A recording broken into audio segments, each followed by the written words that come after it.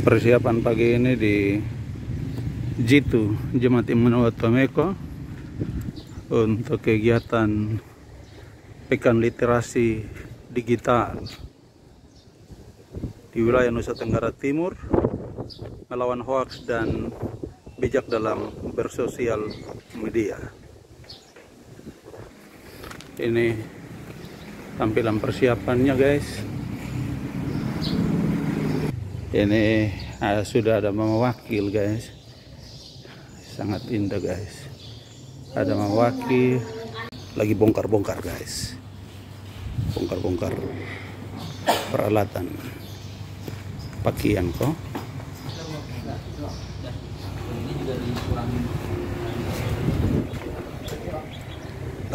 Ini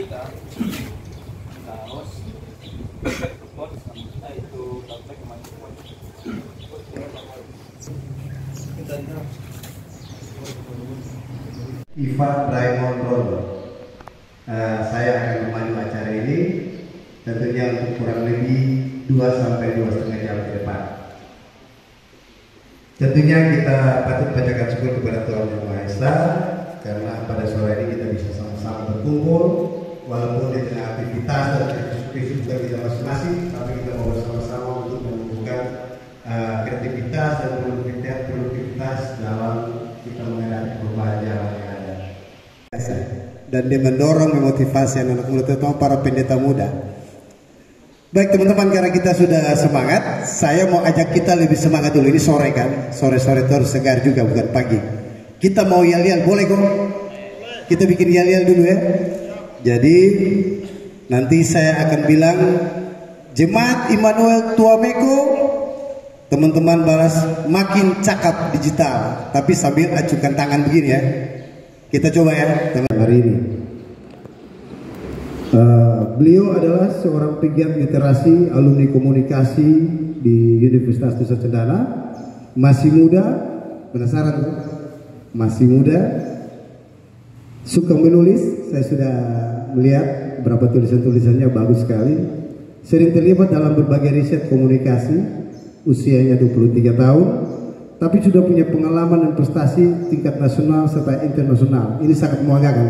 Kita sambut Kakak Alphonse Berto dan kita berikan tepuk tangan yang meriah.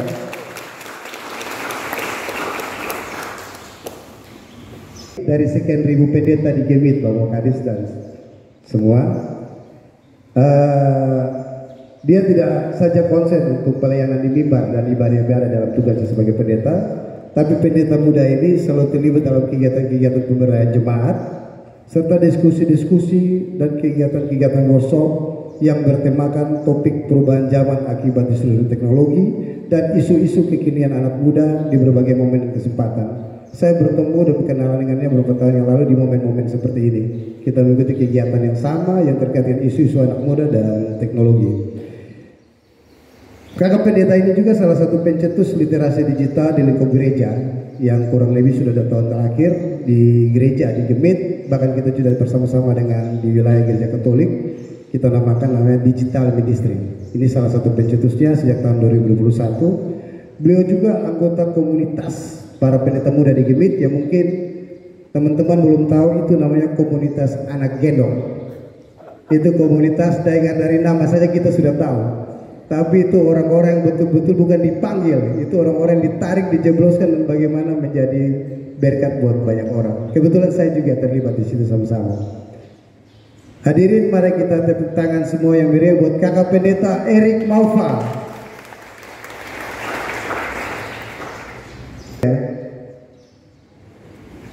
Apa kabar Kakak Pendeta, sehat? So far so good. Kelihatannya masih muda, milenial. Oke, sebelum kita masuk kepada penyajian materi kedua narasumber, saya ingin menyampaikan sedikit pengantar terkait aturan dan tata cara kegiatan kita hari ini biar kita tahu di awal. Nah, pada dasarnya workshop dan talkshow seperti ini sangat penting dan menarik untuk kita ikuti karena banyak sekali informasi dan pengetahuan yang inspirasi yang mungkin saja kita bisa dapatkan dan pasti kita dapatkan.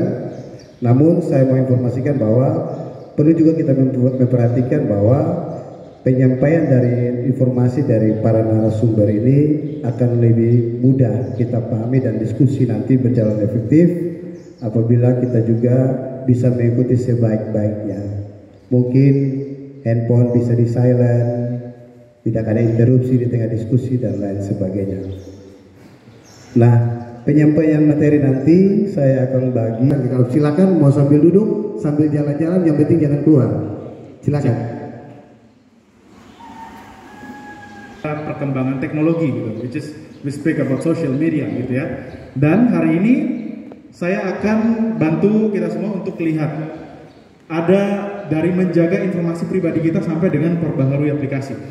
Karena hanya 15 menit saya akan fokus kepada bagaimana teman-teman mengecek suatu informasi itu valid atau tidak, dia itu hoax atau tidak, kita menggunakan media apa, kita mengecek melalui email apakah data kita itu sudah diretas atau dicuri informasi kita, dan yang terakhir saya akan bantu teman-teman untuk bagaimana mengecek sandi yang teman-teman pakai saat ini, apakah mudah diretas atau tidak. Jadi kurang lebih 3 informasi penting ini akan saya sampaikan. Kalau di Indonesia, Instagram, TikTok, semua. Iya, teman-teman, ini adalah majority social media yang digunakan oleh anak muda gitu ya. Dan juga sekarang kita tidak jarang ketemu dengan orang tua juga yang sudah mulai masuk untuk mengikuti tren seperti itu. Karena ketika kita berbicara soal perkembangan dunia digital, kita berbicara soal transformasi. Dulu kita kalau misalkan proses sebagainya itu sangat banyak gitu. Kalau kita bicara soal statistik masalah, total masalah yang ada di Indonesia yang terkait dengan pencurian data dan sejenisnya gitu teman-teman. Karena itu tadi, kalau kita bicara soal bagaimana seseorang melindungi data pribadinya di media sosial, itu tidak semua orang paham caranya itu seperti apa gitu. Sehingga kita dituntut untuk perubahan yang cepat ini, the rapid change yang kita hadapi ini diikuti juga dengan adaptasi yang tinggi gitu. Jadi itu kenapa kita semua dituntut untuk bisa naik gitu indeks literasinya. Saya rasa kenapa NTT menjadi salah satu hot topic di Indonesia terkait dengan makin cakap digital, karena pada tahun 2021 saya pernah riset, penelitian saya temukan bahwa ternyata kalau data yang dirilis oleh Kemkominfo, indeks literasi kita secara general, ya, kita belum bicara soal indeks secara spesifik di sana terkait dengan indeks literasi digitalnya kita. Gitu. Di dalam indeks literasi itu kita temukan ada 7 indeks lainnya. Security.org. Nanti di dalam sana teman-teman scroll di bagian paling bawah di menu research. Itu di situ ada password strength checker kalau tidak salah teman-teman. Masih ada waktu kak? 1 menit. Ada 1 orang yang bisa saya minta untuk bagaimana tingkat keamanan data akunnya, akun pribadi. Baik, tepuk tangan sekali lagi buat Kakak Tos. Kita akan lanjut kepada narasumber berikut, Kakak Pendeta Erik Malva. Waktu dan kesempatan saya berikan 15 menit atau 1 jam. Oh 15 menit, kalau khotbah 1 jam. Saya persilakan. Dan terima kasih Kak Ivan untuk waktu yang diberikan. Jemaat Immanuel Tuameko, pemuda Jitu. Jitu, Jemaat Immanuel Tuameko. Kalau saya tanya dengan pemuda Jemaat Immanuel Tuameko, angkat tangan kita leher baru bilang makin cakap digital. Pemuda Jitu makin cakap digital. Ulang sekali, pemuda Jitu. Berikut lagi kalau orang berkembang dengan memiliki akun ketika pada masa-masa itu kita memiliki akun. Wow, dunia Facebook saat itu dunia yang penuh dengan keramahan, penuh dengan cinta kasih. Kenapa? Karena ketika kita mulai bikin akun, kita mulai isi tamat SD di mana, tamat SMP di mana, tahun berapa, tamat SMA, alumni perguruan tinggi dan seterusnya. Maka kita dipertemukan dengan teman. Ini menarik. Nanti sebentar saya ada 1 pertanyaan, tapi Kakak Alvin siapa juga. Nanti saya mohon dibantu Om Yudi atau teman-teman yang di laptop, biar sebentar prakteknya di laptop. Om Kakak Alvin bisa praktekkan biar keluar di sini. Saya minta 2 hal, bagaimana pengecekan informasi hoax, dan juga mengulangi tadi seperti yang tadi lagi dengan beberapa teman dipanggil untuk mengecek bagaimana tingkat keamanan data akunnya atau pribadi. Baik, tentang sekali lagi buat jemaah Tuhan Tobago, kedua Ciki, Ciki jemaah Tobago, serta yang kedua kemudian jemaah Tobago angkat tangan kentali jadinya baru bilang makin cakap digital. Pemuda Jitu makin cakap digital. Ulang sekali, pemuda Jitu. Ya, biasanya kita harus banyak singkatan sedikit bro, biasa lebih cari. Nah, kenal nama dan nama Facebook juga nanti foto hanya kenal masalah dekat. Jadi nama Facebook itu Erik Nova, nanti tetap pikir ada sedikit kegiatan bisa ada minta perkenalan. Mirip Erik Thohir juga. Nama kawan dengan pendeta ya? Amin dong. Ya, tadi kalau sudah cerita banyak berbagi hal luar biasa dengan tema profesi dari akun-akun medsos bicara dalam memberikan informasi. Nah, saya membahas sedikit lebih kepada kita punya bagaimana beretika di dalam media sosial atau di dalam dunia digital. Kenapa sampai ada itu undang-undang ITE?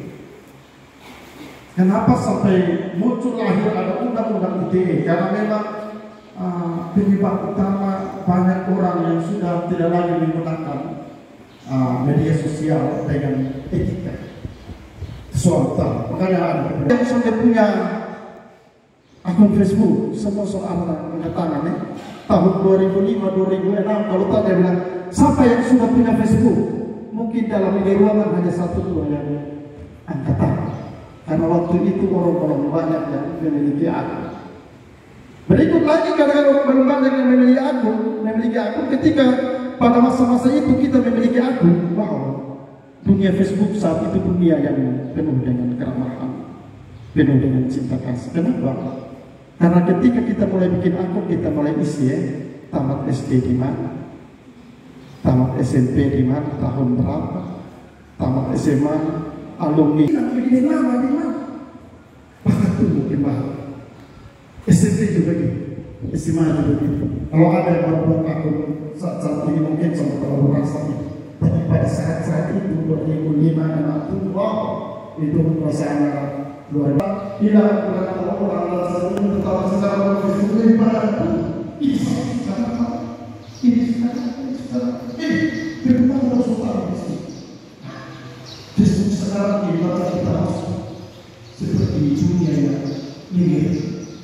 Oleh karena itu kita harus memiliki sebagai seorang pendeta, saya akan membagikan kita sedikit tentang etika Kristen di dalam dunia digital.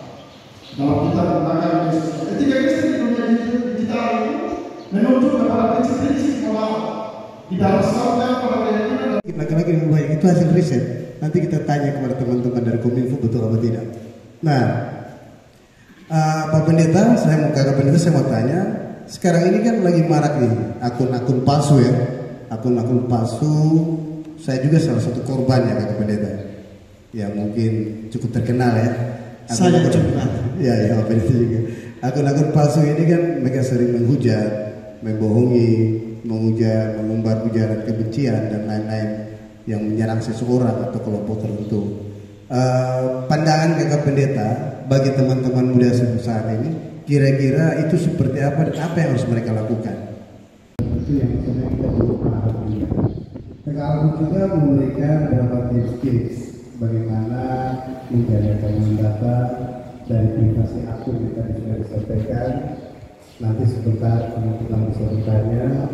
Jangan menyebar informasi pribadi kepada sembarang orang atau sembarang akun atau saya juga. Ya, akun-akun palsu ini kan mereka sering menghujat, membohongi, mengumbar ujaran kebencian dan lain-lain yang menyerang seseorang atau kelompok tertentu. Pandangan Kakak Pendeta bagi teman-teman muda saat ini, kira-kira itu seperti apa yang harus mereka lakukan? Nanti baru saya kasih waktu 3 menit untuk menanggapinya. Yang kedua kepada Kakak Alphonse, tadi sudah saya bicara di awal, ada satu pertanyaan khusus juga sebelum kita praktek tadi ya. Ada satu pertanyaan khusus saya ada catat di handphone tadi. Ini fenomena baru yang meresahkan, sangat-sangat meresahkan menurut saya, karena bagi banyak orang juga mengalami korban dalam hal ini. Termasuk saya sendiri juga pernah mengalami korban tentang akun palsu. Tapi bagaimana cara menghadapi akun palsu? Ada yang memakai tekniknya itu, ya makasih. Memakai tekniknya itu, biar pasti akun palsu, pastikan sendiri. Lama-lama dia capek juga, selesai di situ. Ada yang langsung baku ambil dengan ini akun palsu, pakpuk terakhir. Dia ancur parah karena beta pakai akun asli, dia pakai akun palsu. Terakhir beta yang korban sama korban, dia ada santai-santai di sana karena dia berlindung di akun palsu. Ada lagi yang bilang begini, sonde, dia dong akun palsu tapi yang dong omong itu benar. Menggunakan akun palsu untuk menyampaikan kebenaran. Palsu tapi benar. Nah, teman-teman, untuk akun palsu, saya pikir itu tetap dosa. Secara etika tetap tidak benar. Karena apa? Dalam etika Kristen itu menyampaikan hal benar dengan cara yang salah saja tetap salah. Contohnya dulu cerita tentang Robin Hood, dia pergi pencuri orang kaya untuk barang-barang berharga, baru dia dibagi di orang miskin. Oh, bagus, ini dulu baru berjiwa sosial. Tapi dia pakai cara yang salah, dia pencuri. Pencuri dosa kok tidak? Dosa. Oleh karena itu akun palsu, walaupun dia menyampaikan hal yang benar. Sekarang ini ada satu grup orang tak bongkar itu, potong di situ, semua isi dalam, tali berhukum keluar semua di situ. Tapi ada yang bilang, ini benar karena dia ngomong hal yang baik, harus begini. Tetap salah dalam kepalsuan. Nah begitu pun bagaimana dengan cara menghadapi mereka? Kalau ketika mereka menyebarkan hoax, ketika menyampaikan ujaran kebencian, ketika kita punya kita punya kesempatan untuk terus mengklarifikasi. Mengklarifikasi bukan berarti kita langsung kuat. Terus literasi digital di lingkup gereja yang kurang lebih sudah tahun terakhir di gereja ini, bahkan kita tidak bersama-sama dengan di wilayah gereja Katolik, kita namakan namanya digital ministry. Ini salah satu pencetusnya sejak tahun 2021. Beliau juga anggota komunitas para penemu dari GBI yang mungkin teman-teman belum tahu, itu namanya komunitas anak gendong. Itu komunitas dari nama saya kita sudah tahu. Tapi itu orang-orang yang betul-betul bukan dipanggil, itu orang-orang yang ditarik di jerusalem bagaimana menjadi berkat buat banyak orang. Di penghujung kegiatan hari ini guys, ini semua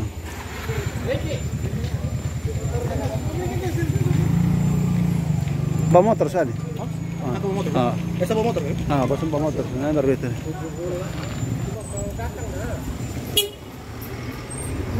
Kak, beta gas dulu untuk persiapan sana. Iya.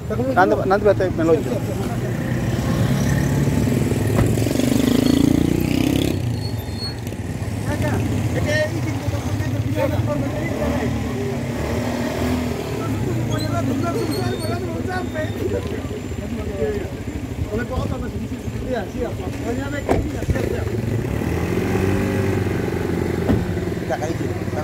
Salam.